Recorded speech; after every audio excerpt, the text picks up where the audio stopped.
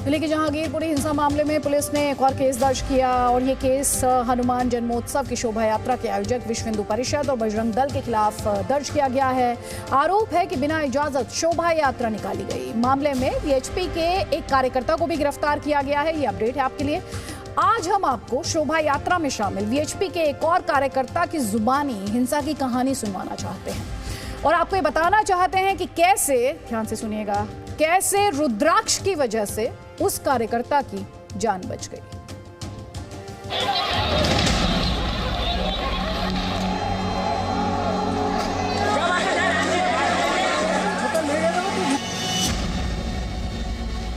तारीख 16 अप्रैल 2022, जगह जहांगीरपुरी, दिल्ली। शनिवार को इस इलाके से जो तस्वीरें आईं, उन्होंने दिल्ली के ही नहीं देश के लोगों को भी हैरान कर दिया। देश की राजधानी दिल्ली का एक इलाका फिर से हिंसा की आग में जल उठा था। हनुमान जयंती की शोभा यात्रा पर भीड़ पत्थरबाजी कर रही थी। छतों से बोतल फेंकी जा रही थी। तलवार और लाठी डंडों से हमले किए जा रहे थे। उपद्रवियों के हाथों में पिस्टल थी।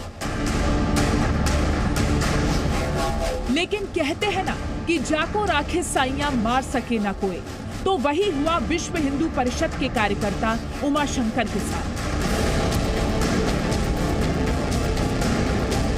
उमाशंकर वीएचपी के विभाग संगठन मंत्री हैं और शनिवार को वो हनुमान जयंती की शोभा यात्रा को लीड कर रहे थे। तभी उन पर किसी ने पीछे से तलवार से हमला किया, लेकिन गले में रुद्राक्ष पहनने की वजह से उमाशंकर की जान बच गई। मैं उससे बात ही कर रहा था, इतनी देर में सामने पुलिस वाला था। पीछे से मेरी तलवार, गर्दन पे मेरी तलवार से वार हुआ और पुलिस वाले ने मुझे पकड़ के खींचा। माला थी गले में रुद्राक्ष की, उसके कारण बचाव हो गया।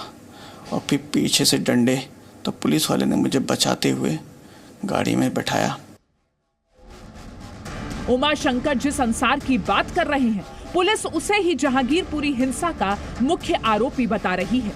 दिल्ली पुलिस के मुताबिक अंसार को पहले से पता था कि शोभा यात्रा किधर से निकलेगी और उसी ने हिंसा की साजिश रची। दिल्ली पुलिस की थ्योरी को उमाशंकर भी सही ठहरा रहे हैं। उनके मुताबिक शोभा यात्रा शांतिपूर्ण तरीके से चल रही थी। तभी शोभा यात्रा में शामिल कुछ वीएचपी कार्यकर्ता पीछे छूट गए, जिन पर भीड़ ने हमला कर दिया। और उस भीड़ की अगुवाई कोई और नहीं, अंसार कर रहा था। जब मैं वहां पहुंचा तो ये आवाजें लगाई जा रही थी, अंसार भाई किसी को छोड़ना मत, जान से मार के इनको दम लेंगे, इनको जाने मत देना। जो भीड़ हमला कर रही थी वो ये चिल्ला रहे थे। तो अंसार मेन लीड में था वहाँ पे उस समय, उस स्पॉट पे। तो बल्कि मैंने अंसार से बोला, अंसार इन्हें जाने दे, ये निहत्ते हैं। इस हमले के बाद शोभा यात्रा में शामिल लोग जान बचाने के लिए भागे, लेकिन उमाशंकर की माने तो जान बचाने के लिए इधर उधर भागते लोगों को तीन तरफ से घेर लिया गया और फिर शुरू हुई पत्थरों की बरसात। घरों की छत से कांच की बोतलों की बरसात, और इन सब में महिलाएं भी शामिल थी। उमाशंकर की माने तो उपद्रवी जिनके हाथों में पत्थर, लाठी डंडे, तलवार और कांच की बोतलें थी, उनकी संख्या करीब 700 से 800 थी। ऐसे में सवाल ये है कि क्या हनुमान जयंती की शोभा यात्रा में हिंसा सोची समझी साजिश थी? ये सवाल इसलिए क्योंकि अगर उमाशंकर का दावा सही है तो इतनी संख्या में उपद्रवियों का इतने कम समय में एक जगह इकट्ठा होना, साथ ही इतनी जल्दी इतने पत्थर, लाठी डंडे और बोतलें जमा कर लेना कोई संयोग नहीं हो सकता।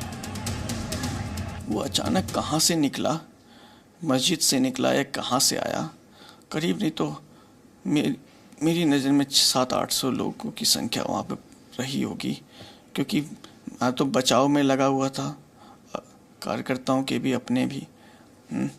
तो इतना क्लियर नहीं कह सकता, लेकिन इससे कम बड़ा झुंड नहीं था जिनके सबके हाथ में पत्थर और लाठी, डंडे, तलवार और कांच की बोतलें उन्होंने भर भर के रखी हुई थी।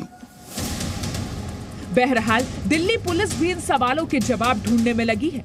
क्या जहांगीरपुरी हिंसा की स्क्रिप्ट पहले लिखी जा चुकी थी? क्या अंसार समेत अन्य आरोपियों ने इसके लिए पहले से तैयारी कर रखी थी?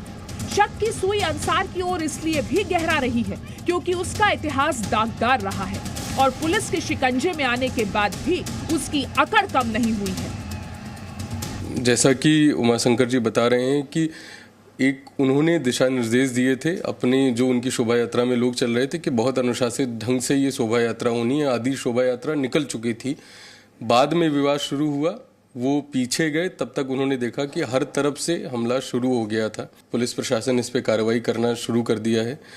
जो भी चीज़ें हैं बहुत जल्द ही सामने आएंगी। आदित्य प्रताप सिंह, जी मीडिया, दिल्ली।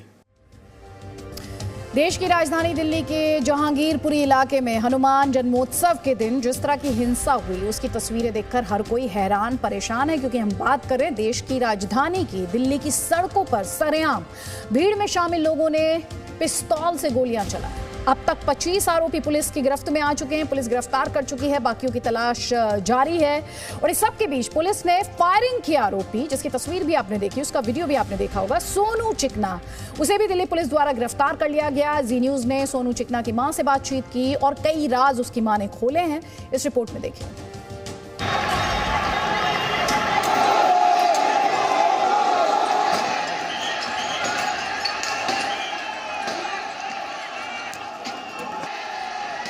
नीले कुर्ते में नजर आने वाले इस पिस्तौल बाज का चेहरा सामने आने के बाद दिल्ली पुलिस ने इसकी क्राइम कुंडली खंगालनी शुरू की।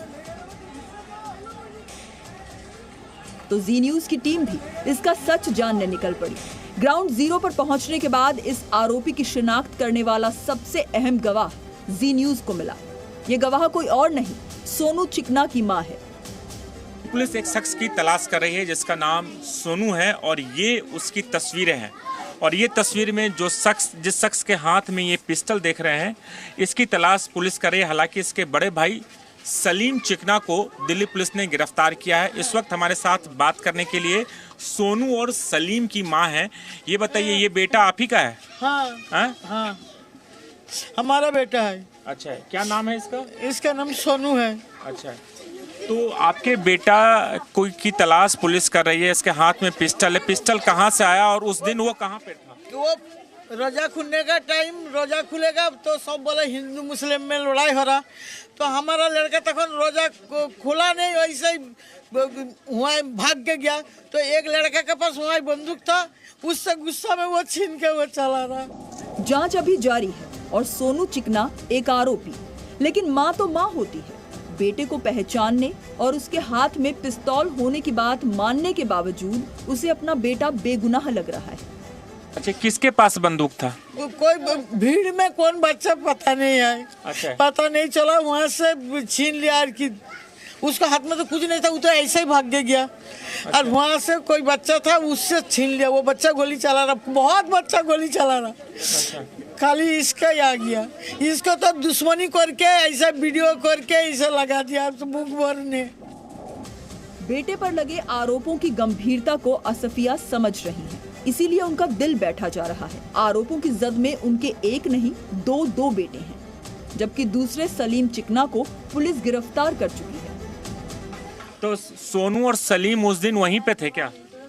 हाँ, सोनू तो वो दोनों भाई एक साथ गया। ये शरबत, एक तरीका शरबत गुलते गुलते सब बोले वो हिंदू मुसलमान लड़ाई हरा, बहुत भीड़ हो गया ये रोड में।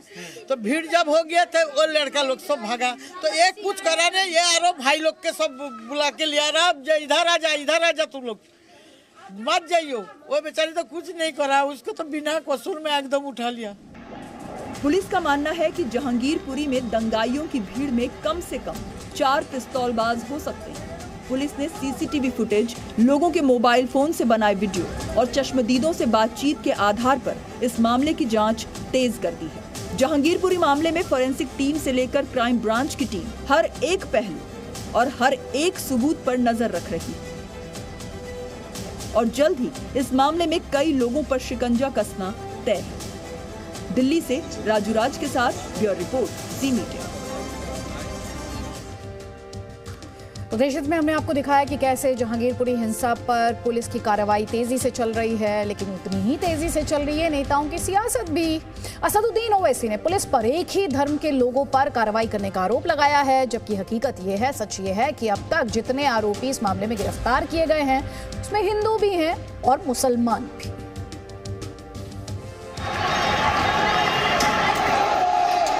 दिल्ली पुलिस जहांगीरपुरी के पत्थरबाजों को जब ढूंढ ढूंढ कर गिरफ्तार करने लगी तो असदुद्दीन ओवैसी जैसे नेता परेशान हो गए।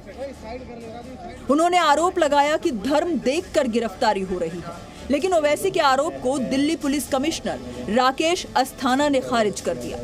जहांगीरपुरी हिंसा में अब तक गिरफ्तार आरोपियों की सूची में मुसलमान भी हैं और हिंदू भी। क्या कर रहे हैं भाई आप?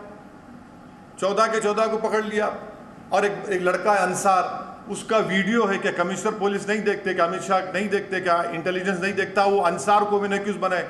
वो अंसार तो उस प्रोसेशन में एक लड़का था जिसके हाथ में इतना बड़ा तलवार थी, उसको समझा रहा है कि बेटा ऐसा काम नहीं करना, हम यहाँ पर मिल कर रहते, भारत हमारा वतन है। अब उसको मैंने क्यों बनाते? वन साइडेड कार्रवाई हो रही है। अब मैं शुरू से कह रहा हूं कि वायलेंस उसी वक्त होता है, कम्युनल वायलेंस, जब सरकार चाहती है। जो भी पक्ष के विरुद्ध में हमें साक्ष्य मिलेंगे उनको अरेस्ट किया जाएगा। इसमें कोई भेदभाव हम नहीं कर रहे हैं। अभी भी जो 23 व्यक्ति अरेस्ट किए गए हैं उसमें दोनों पक्ष के लोग शामिल हैं। ओवैसी का आरोप है कि हनुमान जयंती के जुलूस के दौरान जहांगीरपुरी के सी ब्लॉक में मस्जिद पर भगवा झंडा फहराने की कोशिश की गई। दिल्ली पुलिस कमिश्नर राकेश अस्थाना ने इस आरोप को गलत बताया। फौरन इल्जाम लगा देते, अरे भाई वहां पर बगैर परमिशन के जुलूस जाता है, हाथों में एक नहीं 100 तलवारें हैं, मस्जिद के ऊपर झंडा लगाया जाता है, वहीं से झगड़ा शुरू होता पूरा। ये बात में तथ्य नहीं है, झंडे की बात नहीं है। झगड़ा छोटी सी बात पे ऑल्टरकेशन शुरू हुआ था, वो फिर उसने ये स्वरूप ले लिया। जो लोग ये कह रहे हैं कि झंडा लगाने की कोशिश की थी, तो ऐसी बात में तथ्य नहीं। दंगे पर एक दूसरे के खिलाफ आरोप लगाने की सियासत में ओवैसी सिर्फ अकेले नहीं है। बीजेपी, कांग्रेस और आम आदमी पार्टी सभी दल अपने अपने हिसाब से दंगे के खलनायक का नाम आगे बढ़ा रहे हैं। नतीजों को देख करके कुछ लोग राजनीति में बौखला गए हैं। इसीलिए आपने देखा होगा कहीं रामनवमी के शोभा यात्रा पर अटैक, कहीं कुछ। जहाँ पे भाजपा खुद किसी कार्यक्रम का आयोजन कराती है वहां पे गुंडागर्दी भी हो जाती है, वहां पे हिंसा भी हो जाती है, वहां पे दंगे भी हो जाते हैं। तो साफ नजर आता है कि भारतीय जनता पार्टी खुद दंगे करवाती है, खुद हिंसा कराती है और उस गुंडागर्दी को बढ़ावा देती है। सरकार सबसे ज्यादा खुश है दंगों के परिणाम से। शक होता है कि सरकार को अपने नाकामियों को छिपाने के लिए कहीं ये घटनाएं तो नहीं हो रही। नेताओं को दंगे की आग बुझाने की कोशिश करनी चाहिए, लेकिन हमारे देश में नेताओं की बातें सुनकर ऐसा नहीं लगता कि उनका इरादा दंगे की आग बुझाने का है। जहांगीरपुरी से राजू राज और नीरज गौड़ के साथ ब्यूरो रिपोर्ट जी मीडिया।